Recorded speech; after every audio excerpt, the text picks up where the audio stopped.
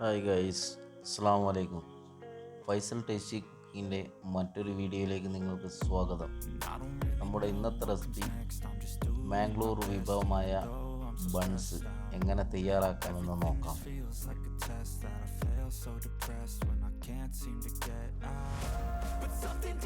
ഒരു പാത്രത്തിലേക്ക് 1 കപ്പ് മൈദ, 1/2 teaspoon baking soda, 2 teaspoon ചെറിയ ജീരകം, 1 ടീസ്പൂൺ ഉപ്പും കൂടി ഇട്ടിട്ട് മൈദ നന്നായിട്ടൊന്ന് കുഴച്ചെടുക്കുക.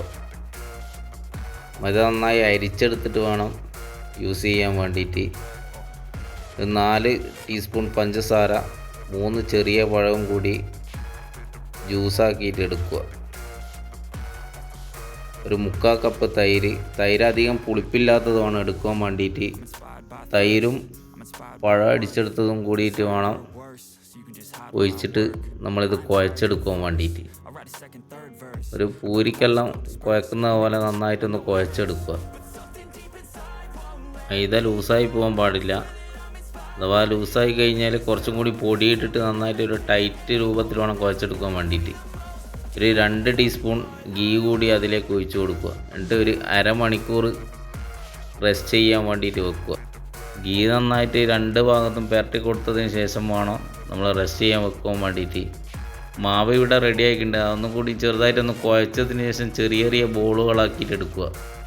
പൂരിക്കെല്ലാം എടുക്കുന്ന ആ ഒരു സൈസിൽ വേണം എടുക്കാൻ വേണ്ടിയിട്ട്.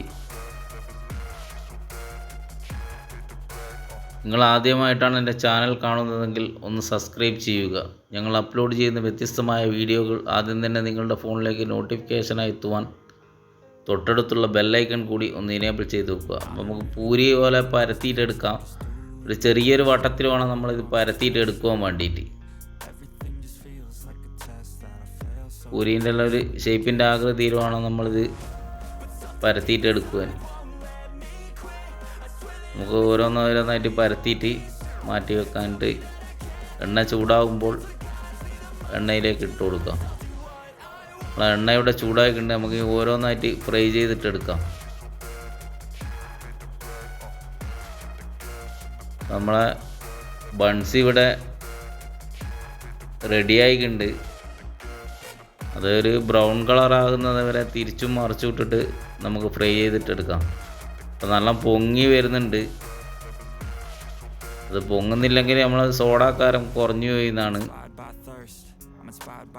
നമ്മളെ ബൺസ് ഇവിടെ റെഡി ആയിട്ടുണ്ട്. അതൊരു ബ്രൗൺ കളർ പരുവത്തിൽ വേണം നമ്മൾ ഫ്രൈ ചെയ്തിട്ട് എടുക്കാൻ വേണ്ടിയിട്ട്. ഇത് കറികളോടൊക്കെ കൂട്ടി കഴിക്കുവാൻ വേണ്ടിയിട്ടുള്ള നല്ലൊരു അടിപൊളി വിഭവമാണ്. ചിക്കൻ കറിയും ബീഫ് കറിയൊക്കെ കൂട്ടിയിട്ട് കഴിക്കാൻ നല്ല ടേസ്റ്റ് ആയിരിക്കും. ഇതൊരു ലൈറ്റ് സ്വീറ്റാണ്. നിങ്ങളെന്തായാലും ട്രൈ ചെയ്തിട്ട് ഇതിൻ്റെ ഒരു ഫീഡ്ബാക്ക് കൂടി നിങ്ങൾ കമൻ്റായിട്ട് രേഖപ്പെടുത്തുക.